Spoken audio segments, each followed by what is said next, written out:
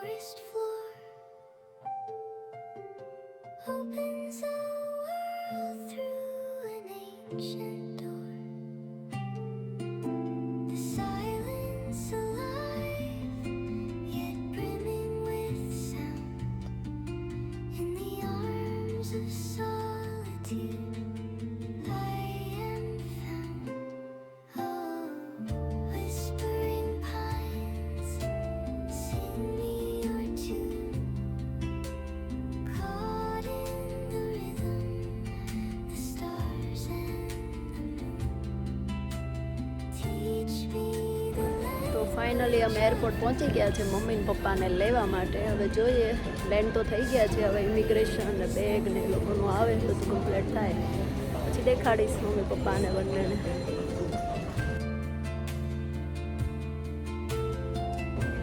આ લોકો જાય છે પાછા.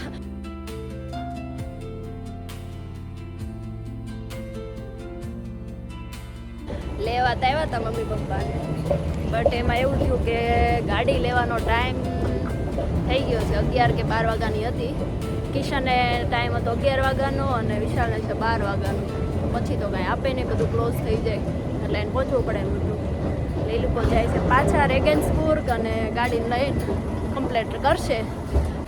એન્ડ હમણાં એ લોકોનો કોલ આવ્યો કે ઇમિગ્રેશનમાં લાગશે વાર, કેમ કે કંઈક 200 કે 300 જણાની લાઈન છે એટલે વાર તો લાગશે. એટલે એ લોકોને તો જવું જ પડે. ગાડીવાળા તો કાંઈ વાટ જોવાના નથી. ક્યાં છે જોઈએ હવે શું થાય છે આગળ. આજે હું ટ્રાય કરું છું બ્લોગ બનાવવાની, કેમ કે આજે અમારા માટે સ્પેશિયલ દિવસ છે. અમારા પેરેન્ટ્સ આવે છે તો મેં કીધું બધું રેકોર્ડ કરું અને દેખાડું અને અમારા માટે પણ યાદગાર રહે. કોઈક વાર યાદ આવે તો જોઈ શકીએ, મેમરીઝ સારી બને એટલા માટે રેકોર્ડ કરું છું. જોઈએ આગળ કેવો બનાવી શકું છું, ખબર નહીં કેવો બનાવતી હોઉં, પણ ટ્રાય કરીશ. I hope you like it. તો ફાઇનલી અમારા મમ્મી ને પપ્પા આવી ગયા છે, અંકલ આંટી બધાય. આપણે આ લોકોને આપણું માઇનિંગ આપી દઈએ. સ્માઈલ.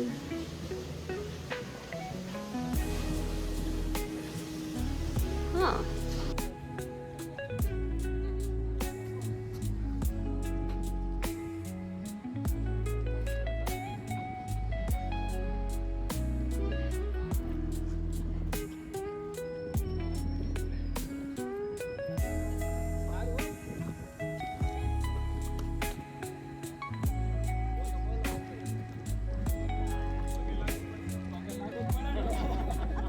વાગો ભાઈ વાગો થોડો.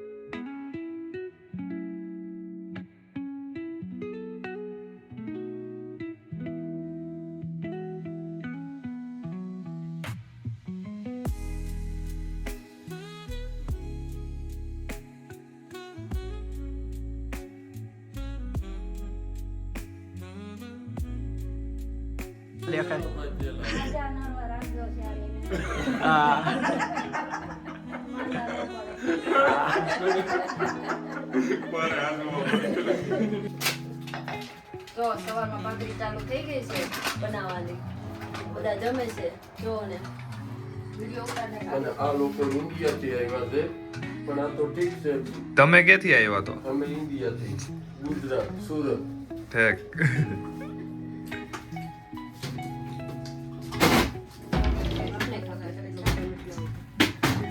કિશન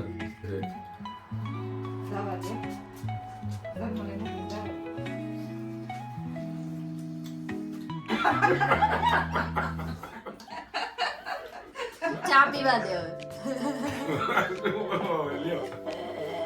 બોલો. આગળ પાછો ફુવારો હોતે મારી